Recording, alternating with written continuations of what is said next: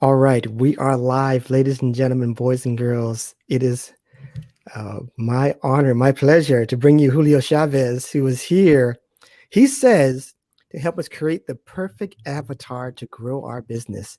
Is that right, Mhm. Julio? Yes, sir. Well, we shall see. We shall see on this current episode of The Authority Project. All right, ladies and gentlemen, boys and girls, feast your eyes and tune your ears. It's that time again. We are live with another episode of The Authority Project. It's the video podcast streamed on Facebook, YouTube, Twitter, and Periscope, where we talk to digital marketers, business coaches, and creators of all kinds on how they've built authority in their field and how you can mimic their success.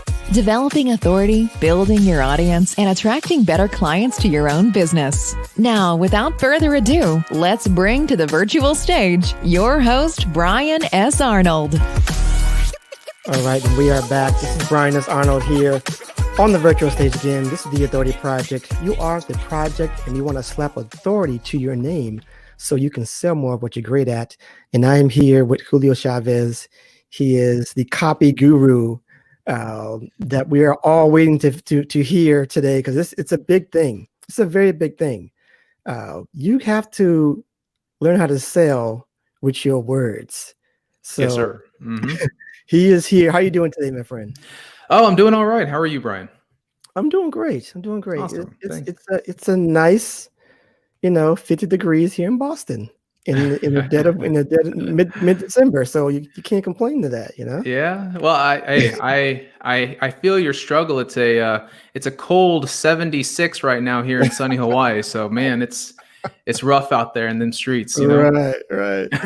Oh my gosh. So let's get to it. Before we dive in, tell the people in the audience right now who you are personally and then professionally. Sure. So personally, my name's Julio Chavez. Well, professionally as well, my name doesn't change. So I'm a devoted husband, father. I married my high school sweetheart. My son is nearly 8 years old, and we're working alongside many Americans during the pandemic, trying to get him to excel at school, even though he's mainly at home right now. So it's definitely a bit of a struggle between doing all this sort of things and talking to people like Brian and working through our services and our courses and whatnot, while also trying to be a good husband and father and work with schoolwork and all that stuff. So luckily, he's just barely in the second grade. So it's one of those situations where I don't need to look up or Google certain math equations quite yet. So we're still in a good space to where I feel like I'm the intelligent one. Right, you're still a genius. Exactly. Oh, and just real quick for the audience sake, in case some of y'all are like, what the heck is that noise?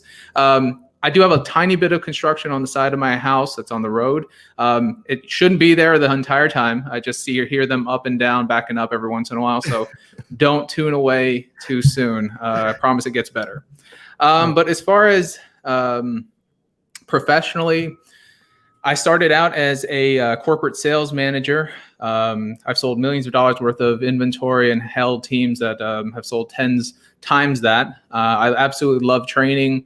I love helping businesses succeed and grow online. And, my wife and I, we are the owners of Copy Identity, where we help you with your copy needs, understanding how to sell, creating avatars, email marketing, etc. Awesome. That's great, man. So tell us what you two are currently working on. What's your current project right now? Well, there are two things that we're going through. The primary one, though, that's the one I'm most excited to share with your audience with, is a thing we call the Go-Getters Club. And it's really exclusively for businesses and business owners that feel like they want to go to the next level. They feel like they are ambitious. They feel like they don't take no for an answer when it comes to trying to make their life and their business better. The Go-Getters Club is a club that's exclusive to our it's in like our Facebook group. It's a monthly type of membership, but in there we go every week and work with you as far as like your copywriting and things like that side by side. So there is no fluff material, no like random examples that don't pertain to you and your business. Like we go hard in it, and we actually get the emails done with you, beside you in that hour or 2 hour class. Like we actually do it alongside you and not just give you the theory, but actually practice it along with you. Awesome. So next question, last question here before we dive in is Sure. just a listener need to know, what is your daily routine? Ooh, okay. So I have right now, again, because of the pandemic and everything, things can be a little weird. So normally I'll give you a quick breakdown. Normally wake up at 7, get some coffee in me. My wife is active duty military, so I do take over a large portion of the household since I do this, plus work with my son.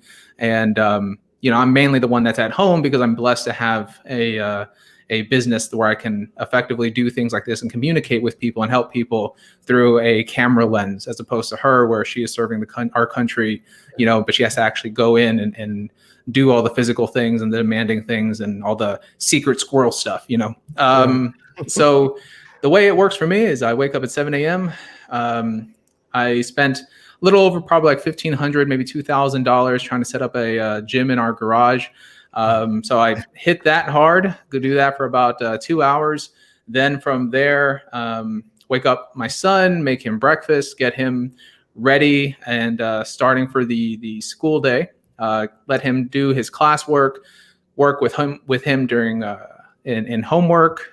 In the time that he's in class, virtually, I am trying to desperately get all my social media posts put in and comments done and engagement and all that stuff. Right.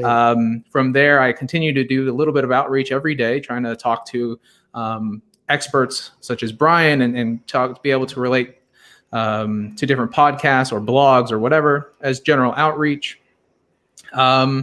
And then from there, it's just a continuation, right? It's cook lunch, cook dinner, do dishes, sweep, jump on calls like this, do coaching calls, and just keep working and hustling until, probably close to about midnight.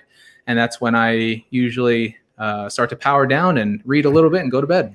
You said midnight when you power down. Oh yeah. Oh yeah. Oh my gosh. Okay, so let's get right to it, everybody. So sure. Let's get right to it. Tell us first, what is an avatar? Not the movie, right? But what is an avatar for the people who do not know what that is, first of all? Sure. Okay. So the easiest way to explain that, an avatar is essentially the sort of customer that you want to sell to in the most basic sense, right? What I'm going to be talking about today is essentially you creating that. And I know there's probably many of you listeners out there that are like, oh, okay, yeah, I've heard about this, or maybe you think you even created one, but I want to challenge you to revisit it because there are two big problems I normally see. The first being that when it comes to an avatar, by the way, is that noise too bothersome? No, we're doing good. Okay, good. Just want to make sure. Could be a lot worse. Okay, good. So the first being that you go too shallow. So in other words, if you are creating your avatar, this person that you're selling to, and you go too shallow, you might just be saying like, I want to talk to everybody. I want to serve everybody. I want to help everyone in their different niches. And then you can go too deep where you're narrowing down your search so much that it's not beneficial. And it can just be more time consuming than anything. So let me give you kind of an analogy here. So if we're talking about like dating as an example, right? The primary one, the one you're too shallow, is like, I want to marry or date for in this particular circumstance, literally anybody who is 18 to 85. I don't care. Let's go out. that is not beneficial to you, especially if you're trying to find, that one person. If that's what you're putting on your dating profile, or that's what you're doing when you're, walking in the club and you're just like, literally anybody who's interested in me, let's go out. It's not really going to work out for you. That might be a bad example. You went to 85. Okay. There you go. I was like 82. What? Okay. For some guys out there. There you go. Right. For females. But go right ahead. Yeah. And then there's the other side to it where it's like it's too deep, where you're like, okay, I'm only interested in guys or girls or whatever, that are 30 to 31, and they only shop on Whole Foods on Thursdays, and they only drive yellow Maseratis. Something like that is so specific that it's actually very problematic, because then you narrow down your search so much that it's just impossible to find somebody that to serve in that way, right? There was some benefit to that, because you can now think about income level. If they're driving a Maserati, you can think that, hey, they shop at Whole Foods, so they might have some of the same common belief systems that I have. So in that regard, you did get a little bit into the right realm, but it was just too specific, if that makes sense. Yeah, absolutely. So the idea is that you kind of want to do this like Goldilocks method, where it's not too shallow, but also not too deep. Like you want to. Okay, there's something going on. I think they're power washing my windows or something. I don't know. I'm sorry, everyone. Okay. I know this is crazy. Please stick with me. It's important to understand the avatar. So, yeah, so like I said, they both have their pros and cons in their own ways. What you want to do, as I mentioned, is do that kind of Goldilocks method where it's not too shallow and not too deep. And you want to kind of give yourself just the right amount of filter, I suppose, as far as like who you can serve and how you can do that. Before I go into that, Brian, was there something, a question you wanted to ask that I may be able to answer in case I wasn't very clear, or you couldn't hear me because of the incredible amount of noise that's happening beside me? Just for the people who maybe might be thinking, why is this important? Why can I just go ahead and just put my offer out there for all to see? Why is it important for them to have this avatar to be so defined in this way? Sure. Well, I'll tell you firsthand, it's because if you say I can serve anybody, you're really serving nobody. Like, that might have been okay for you to do 10, 15 years ago online when, Facebook was barely starting out and all that stuff, because, you were like one of the only. But if you're talking about something as simple as like advertising, I think if I remember the statistic correctly, it was like in 2016, there was something along the lines of like 3.8 million advertisers on Facebook. But today in 2020, there's almost 9 million advertisers. Like it's such a large pool, and we're all gaining and, saying, hey, look at me, on people's news feeds and mobile sites and all that if you don't understand who you're speaking to, all that money that you're going to be putting towards ads is going to end up being wasted. All that time that you're putting towards organic social media posts and things like that are being wasted as well, because you're just not going to get the sort of engagement, whether that's likes or comments or clicks on your link in order to apply for your service or your program. You're just not going to get that because you're not speaking to this one person. They can see that this is not for them because you're not speaking to them, if that makes sense. Right. Gotcha. All right. So my question is, I post this, I think in my mastermind, I think I talked about this. Mm-hmm. Can you really know in the beginning who your audience is to even construct an avatar? Like, can you? Is there guessing involved, or what is the method that you are looking for to really know who maybe people don't know who they want to serve, or who they're serving? How do people get to that point? Sure. That's actually a fantastic question. So the first thing I'm going to say, and then this actually leads really well into like a segueing into the actual teaching portion of what I wanted to talk to your audience about in the podcast. But the primary thing is to understand that this is sort of like dating. right? Like you can't, you're not just going to marry the very first person that you date necessarily. Some people, sometimes that can happen and that works out great. Other times, not so much, right? So you don't want to necessarily say, I am going to only positively for sure work in this niche to serve this audience with this age bracket, etc.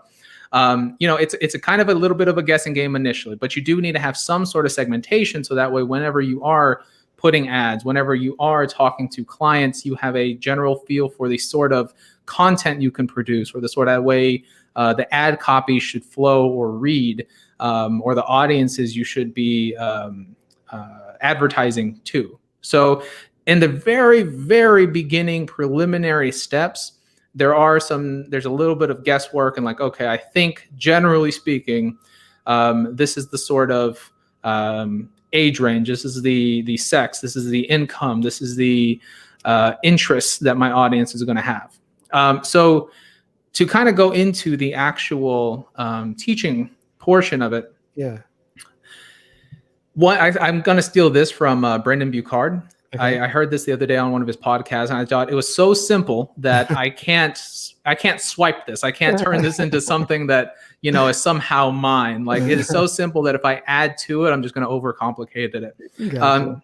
So basically, what he said was, I help like what you need to come up with as far as like your personal system of belief, as far as for your business. It goes, I help X do Y, so they can do or experience Z. So in that circumstance, I help, I help business owners close more leads so they can spend more time engaging with their audience. Something along those lines, right? The things that are important to you and the people you help, if that makes sense. Yeah. Good. So to actually kind of go into that, there's a method that we created here at Copy Identity. And so in order to create an effective avatar, we call it the PDA method. And it's not like a public display of affection, like there's no making out here. So just bear with me for a second. Got it. So the P stands for personality, the D stands for demographics, and the A stands for aspirations. So you actually break that down into 3 different chunks to kind of figure out who you're selling to. So I'm going to kind of, if it's okay with you, Brian, I'm going to kind of talk about each step. And then you can ask me kind of questions throughout if that's all right. Go for it. Sounds good. Okay. So P. So let's start with that. The personality.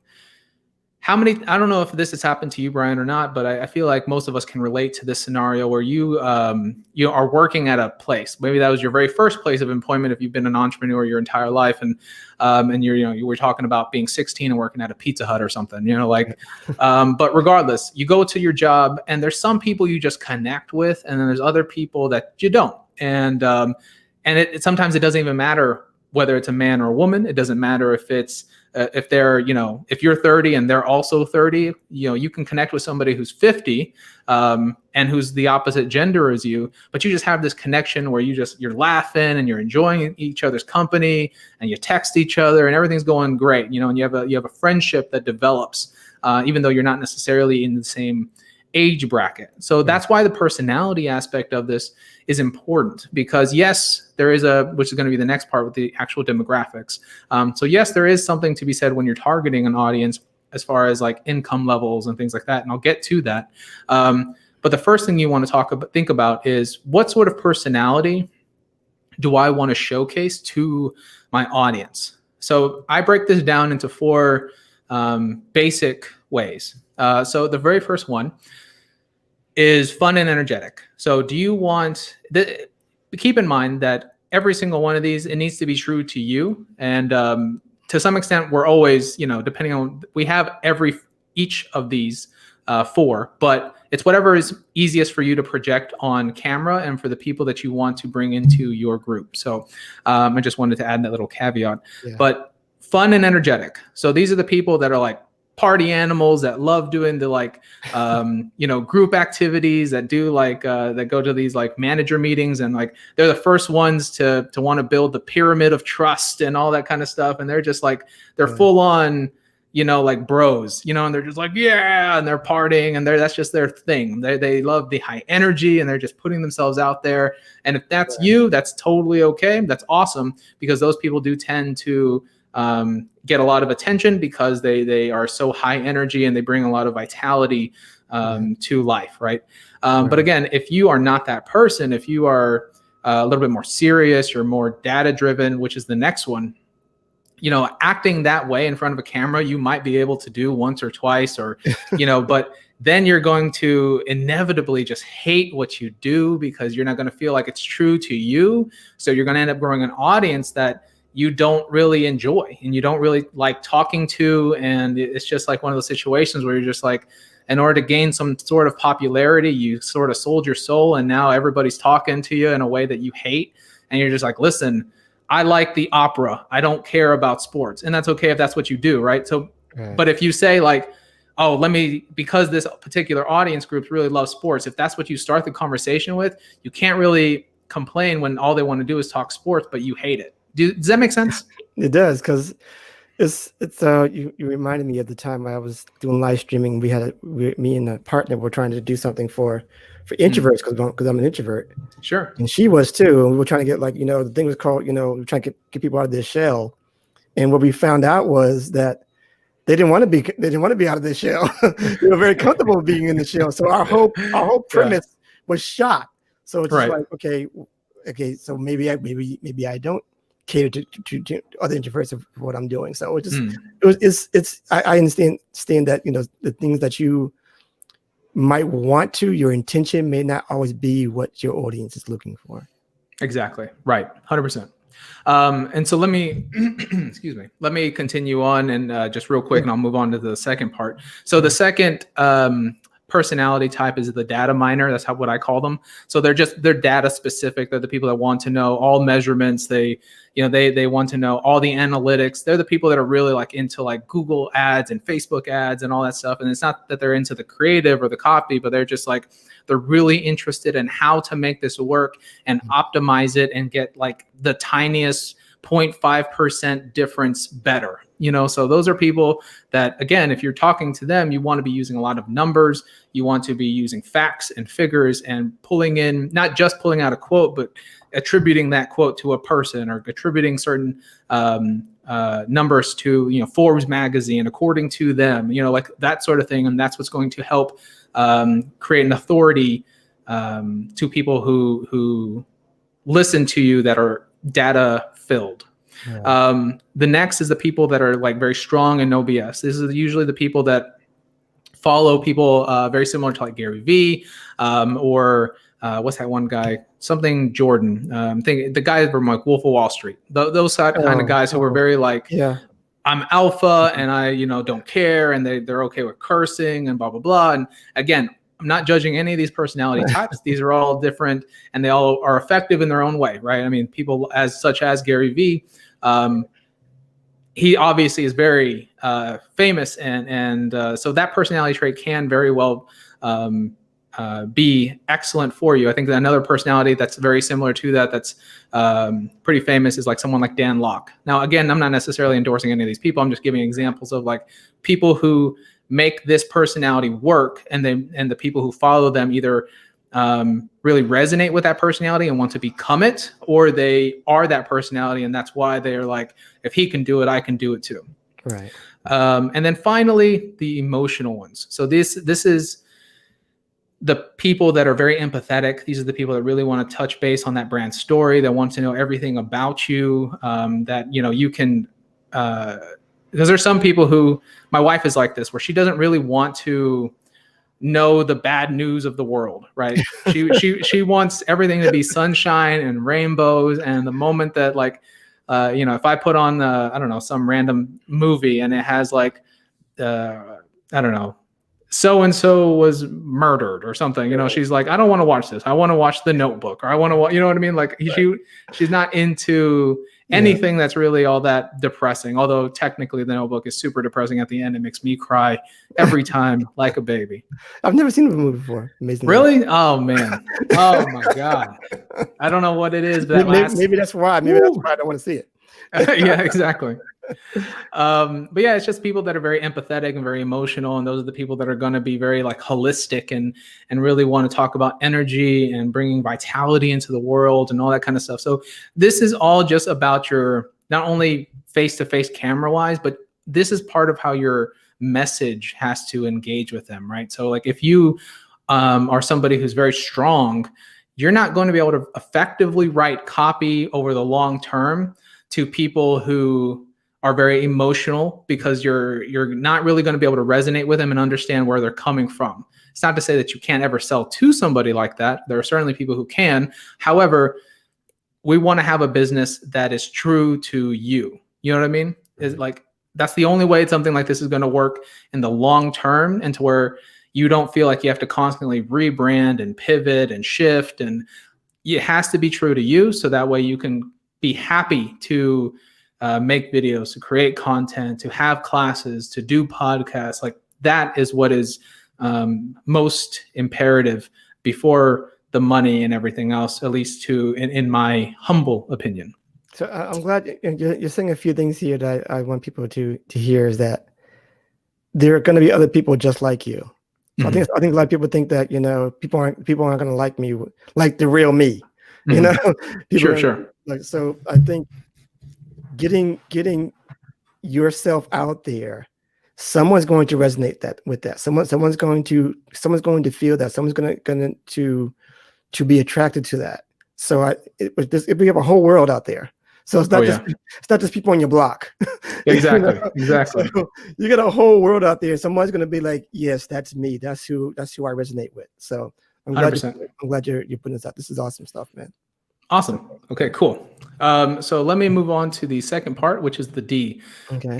Excuse me, the demographics behind everything. So there's a couple key demographics, particularly if you're going to be doing like advertising and things like that you want to look at and touch base on. So the first one is age. Like that's just a primary one. This is going to be particularly useful to you if you're looking to engage with a certain group of people that naturally kind of know what's going on in the world, right? So if you are someone who uses a lot of language like lit, and they're trying to keep their social media presence like very new and like cool, it's not necessarily going to be that beneficial to you to target people that are in their 60s. Does that make sense? Yeah. Exactly. Or if you're starting with new business owners, that's another way to put it, right? You're thinking, okay, I can help people who are new in whatever, let's say coaching. So you want to teach people how to be an effective coach. Cool. Right. That may not necessarily, now I'm not saying a 60-year-old can't find you, buy into your program, et cetera. I'm just saying that that's not necessarily the group that you want to put $1,000 towards your ad spend on. If, because you want someone new that's into coaching, that may be someone who's a little bit younger, who's in their early 30s, who's looking into becoming an entrepreneur or something along those lines, if that makes sense. Yeah. Cool. So like the next one might be sex. Okay. So you want to go into this, I'm not saying you should stereotype anybody, but it's a little bit of like, I'll give you an example of like yoga. If you were someone who sells yoga mats, it would make more sense to put 90% of your budget towards a female audience. You can still sell to men. It's not to say that men won't attend a yoga class or whatever, but the vast majority just happen to be female. Now, some things may not necessarily be, wouldn't necessarily make super sense, right? Like, for example, if you were doing this coaching thing, especially if your mission statement isn't about like, I help female entrepreneurs or whatever, then it may be okay to test, especially in the beginning, like, let me just split this even. I'll show it to whoever wants to attend. And then I'll let Facebook's analytics tell me, is my audience 80% men, or is it 80% women or whatever? And then from there, you can kind of dictate your ad spend and your budget. Right. Excuse me. Now, what if you do that and like the analytics tell you that it's kind of like 50-50 either way? Yeah. It's like, yeah. Okay, what am I going to do now? Well, that's actually okay, right? Because that's part of where the personality part goes back into play. And that's where it's like, if it's 50-50, that's perfect. It doesn't really matter. It's just really because your personality is still going to shine. And all that really tells you is that in the copy that you put, you need to be a little bit more I guess you could say, without it being necessarily politically about politics, you need to be a little bit more gender neutral. Like if your stories are, if you're giving an example, you want to talk about like if you're dating a guy or a girl, as opposed to saying like, so when you're dating some chick, because that may not necessarily resonate with half of your audience. Does that make sense? Right. Exactly. Right. So that's really just about the examples you use. Or you can split the ads to be maybe be more male centered and more female centered as well. 100%. Right. Okay. So you can do, instead of one ad, 2 different ad sets.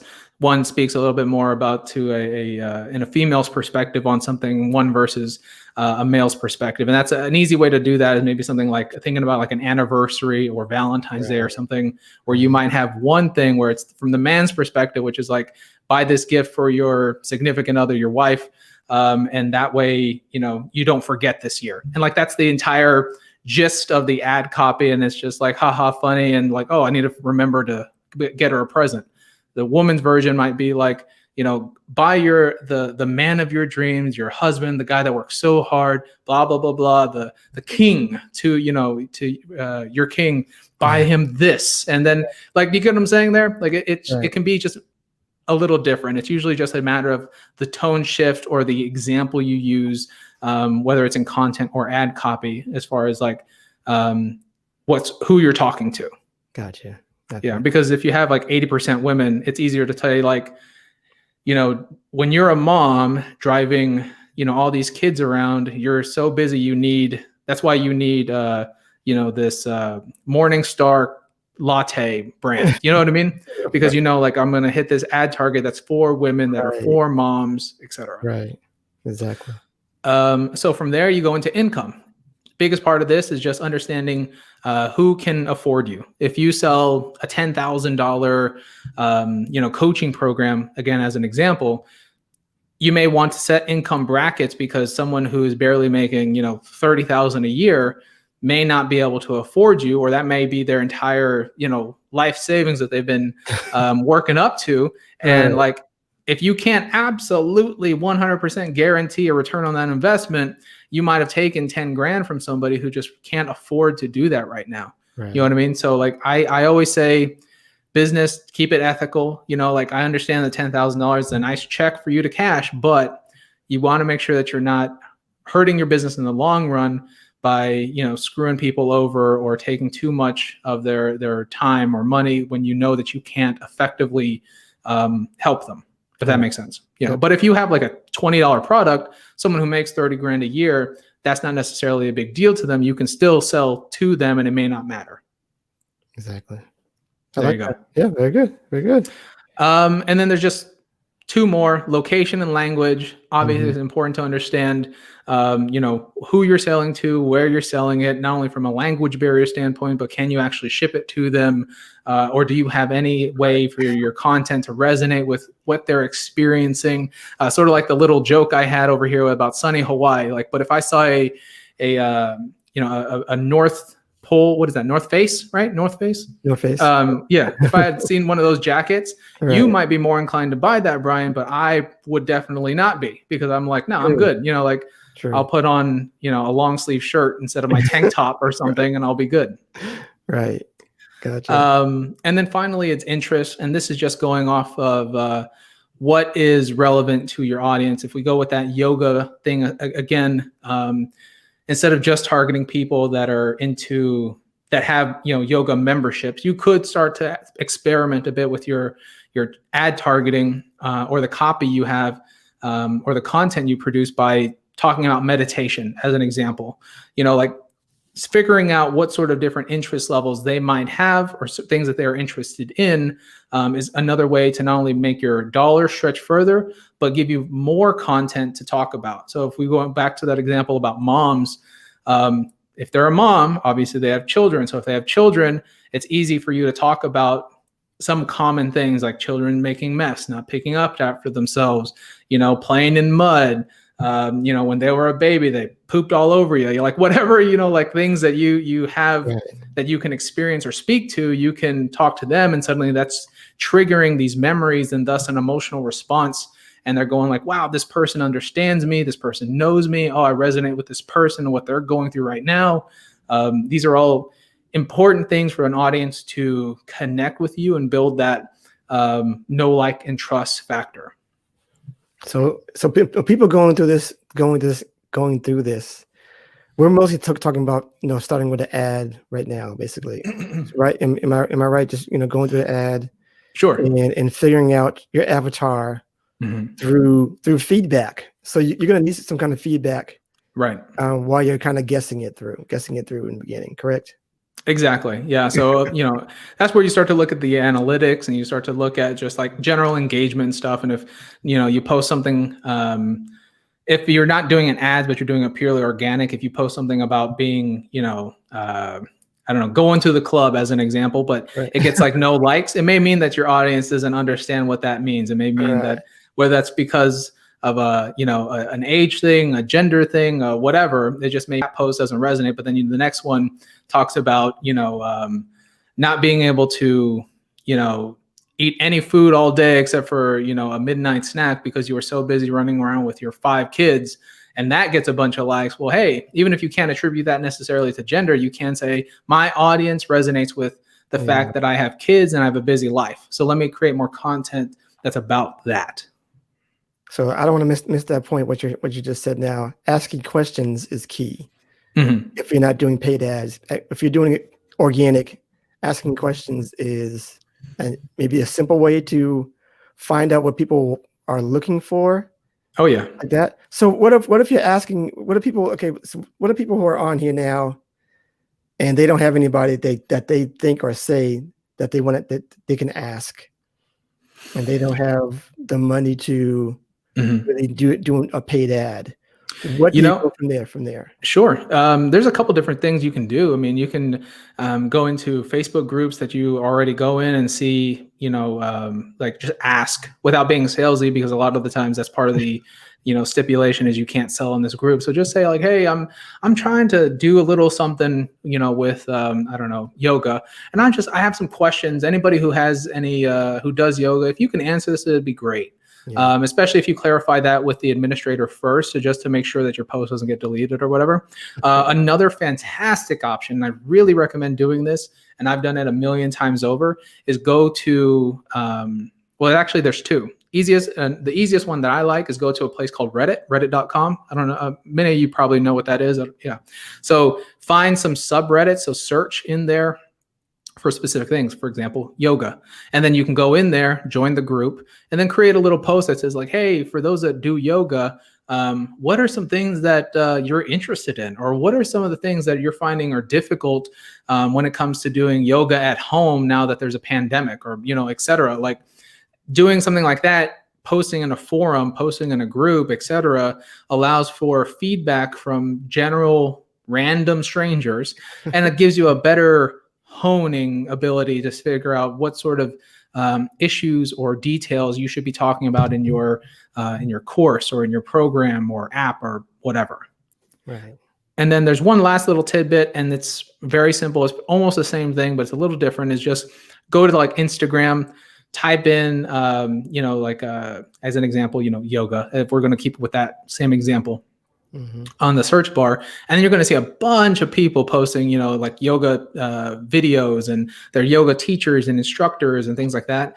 And what you can do is, like, especially the ones that have a lot more followers, you can click on it, check out some of their posts. A lot of the times they'll post some really good, interesting content. They'll have some tips or whatever. Look at the actual, don't just worry about them, but look at the feed, and then underneath it, you'll see a bunch of, comments, 25, 35 comments of different people saying like, I love this. Okay. If they love it and it's simple as that, hey, that's a tip that you can try to repurpose.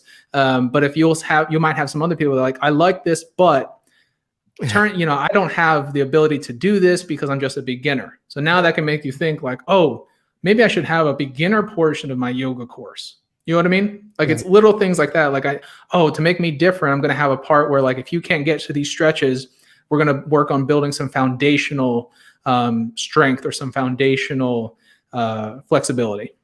I love it. That's great stuff, man. It's great stuff. Good. All right. Yes, sir. And then there's one more part, and that's finally the aspirations. This is the A of the PDA method. Okay. This is going to be the shortest part, but it's probably, each part is important, but like, oh, this is super important, especially when it comes to copywriting. Okay. So the first thing you want to think about are two things, and it's all about the immediate situation that they're finding themselves in. So the first one is their frustrations. So what are they frustrated about? Whether that's, not being able to get coaching clients, not finding people to listen to the podcast, whatever it is that you think you can offer, that you're interested in, that you have passion in, that you're trying to start a business around, figure out what the frustrations are. And this is where you can kind of go back to what Brian was asking about and go into Reddit, go into Instagram, figure out people's frustrations so you can build your program or your course or your service around those. But it needs to be about the immediate, okay? Yeah.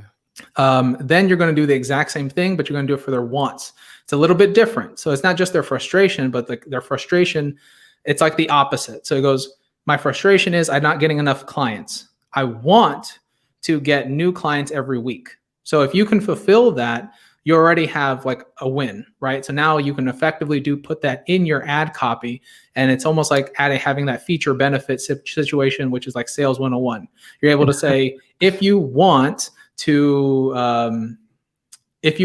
get clients on demand week by week, and you're frustrated about not being able to find a client at all, follow me here and I can give you tips and tricks to help you, or buy my program here, etc. Here's this free download to give you the top 5 tips that I found that works to get one new client every week, etc. That allows them to go into your opt-in, which then allows you to upsell, downsell, cross promote, etc. And then the other aspects of that are the long-term. So if we're talking about the immediate, the frustration, the long-term is like the big problem. So if you say, my frustration is that I can't find a client, or I can't find consistent clients, your long-term fear is that means I'm going to fail.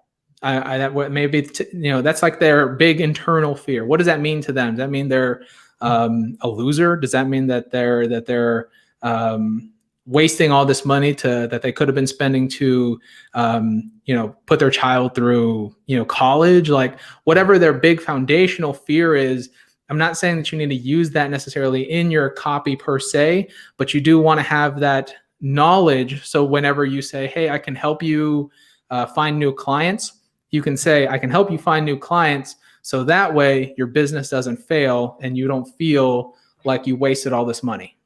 Yeah. You know what I mean? So there's a softer way of doing it as opposed to just being like, so you're not a loser, because that's not the way. Don't do that.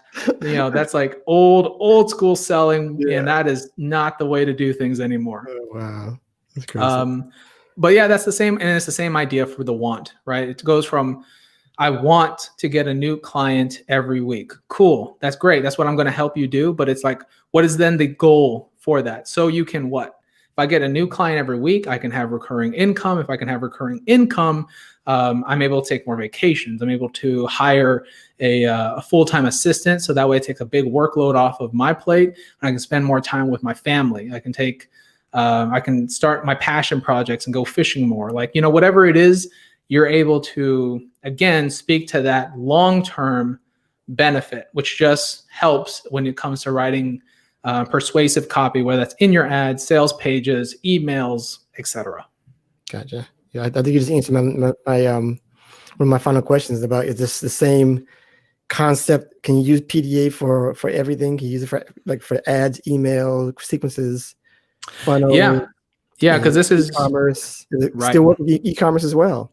Yeah, it 100%. Because we work with e-commerce brands. We do some B2B, but our main focus has been on e-com, because that's just where we have felt a lot of our passion projects. Because a lot of people, don't get me wrong, there are some amazing B2B stories, but a lot of people who are in e-com have an amazing story that they can't get out there because they're competing with Amazon or Zales if they're trying to create, jewelry or whatever. Right. And so it's hard for them to get any sort of footing. And so for us, we felt like, we when we started this, a lot of the people who were e-commerce were the ones that really took hold of our advice.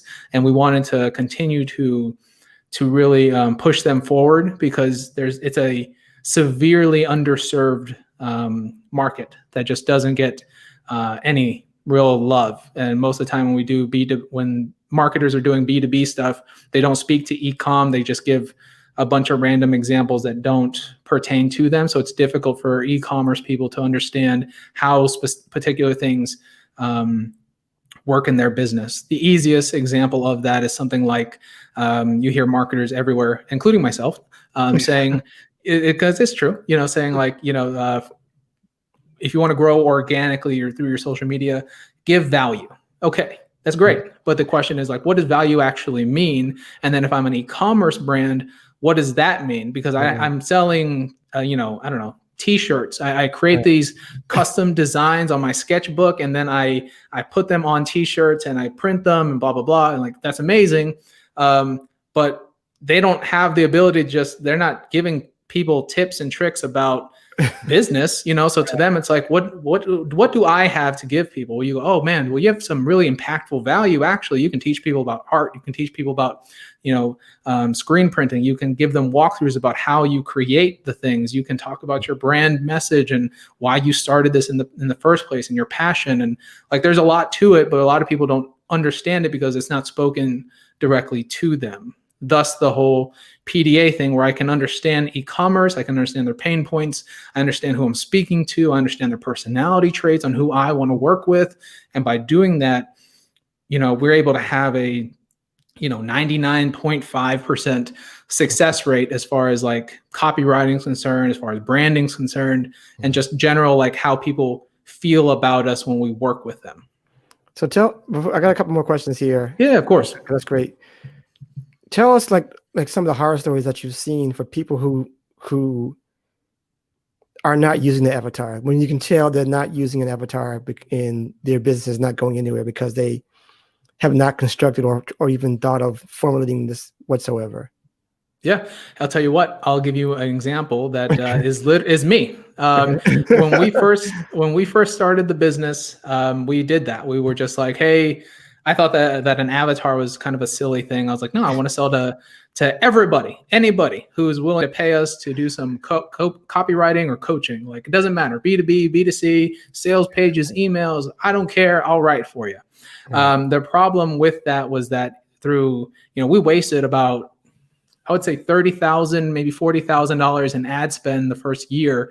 And we only got 2 or 3 clients because we weren't able to speak to anybody's real pain, because the problem was that you're always, you're never giving thorough examples, and you're always saying like, hi, I'm Julio, I'm a copywriter, I can write anything you want, book now for $2,000, and it's just like, I don't know who you are, I don't know anything about you, why are you on my news feed, you're interrupting my what I was already doing. It just became this big problem where it was, because I was so nervous about ostracizing anybody, it became the opposite problem, where nobody wanted to work with us, because it was just like, we were just those weirdos that were just like, hey, pick us, and like, we don't care who you are, what you do, or who you serve, we're willing to work.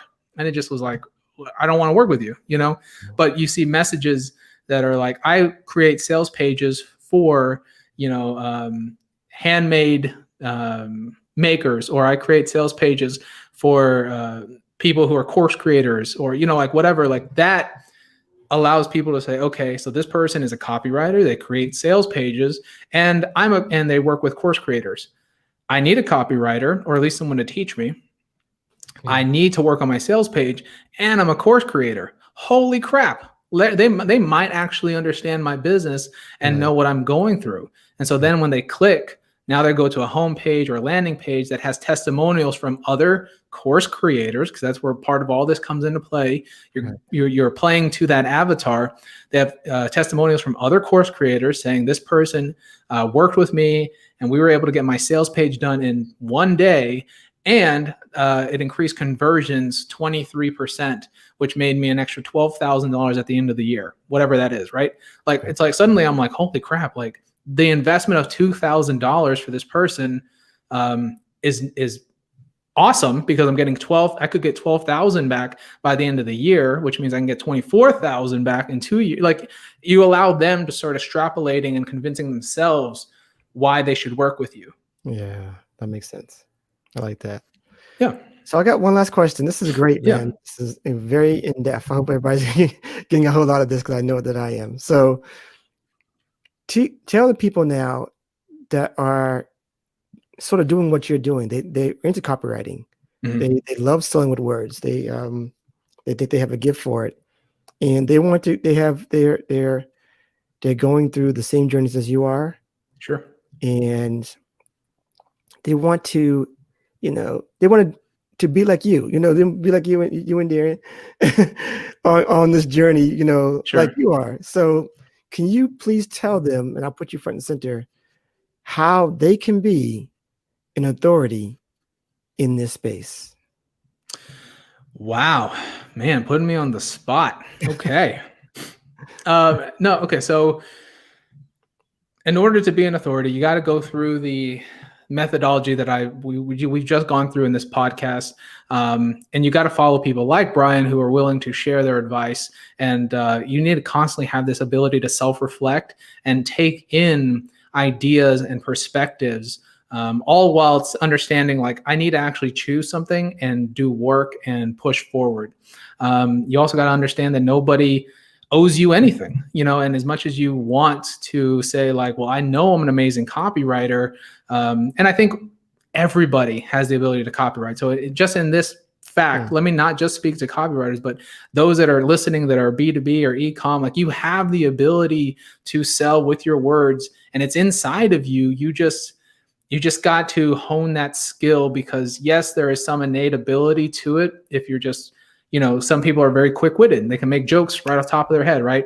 But at the same time, like, you have the ability and a skill, and you can ask any comedian this, to make a joke and make a joke work and have people laugh and become famous from it and become wealthy from it. So, like, regardless of whether you yourself are consider yourself to be a copywriter or not, you have got to be able to have that self-reflection and ability to say, okay, I have something I need to work on, and I need to hone that skill, and it needs to be something I like to do, and it needs to be something that I can provide value to people without worrying too much about me, because money, followers, all that stuff will come if you are providing impactful value. And that is the key, is impact.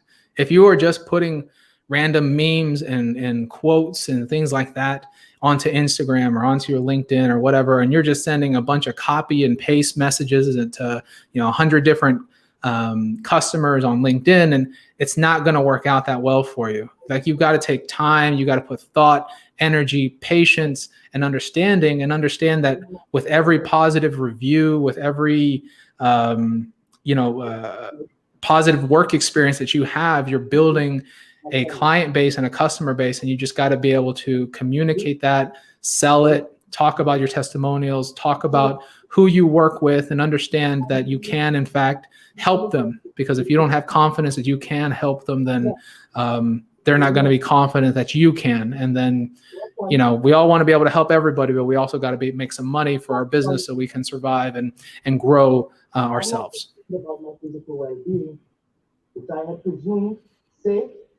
Can you hear me? Can you still hear me? Yeah, I'm sorry. Yeah, I'm hearing some background noise. Oh, let me chat with you. I can see you, but not hear you. Nothing at all to do with this case. Please, search this from your mind. Your sole considerations were those events that happened last year on August the 9th on Fort Mill Road. This is a matter of the utmost seriousness. Now we are asking. All right. I'm not sure if everyone else can still see me or hear me or not. I'm having some issues talking with Brian here. We're not able to connect. There's something going on. Let's see here. Okay. Anyways, if y'all have any questions, again, I don't have any idea if you can you hear me? No, I guess we're still lost. I'm just going to make the assumption that Brian will inevitably be able to hear me, or that y'all can hear me. Unfortunately, I don't know that for sure. So if there's any way that we can help you, please visit us at www.copyidentity.com. You can also email us at team@copyidentity.com. And we're pretty much on every social link and channel, Instagram.com/copyidentity or Facebook.com/copyidentity. Those are our most active social media channels. So I appreciate your time and patience. Let me see. Okay. Yeah.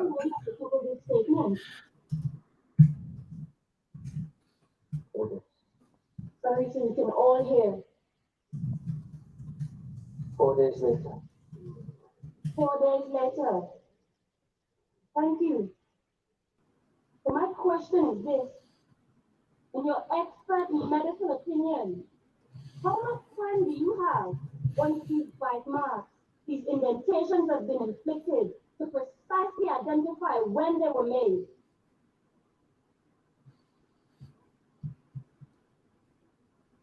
Oh gosh.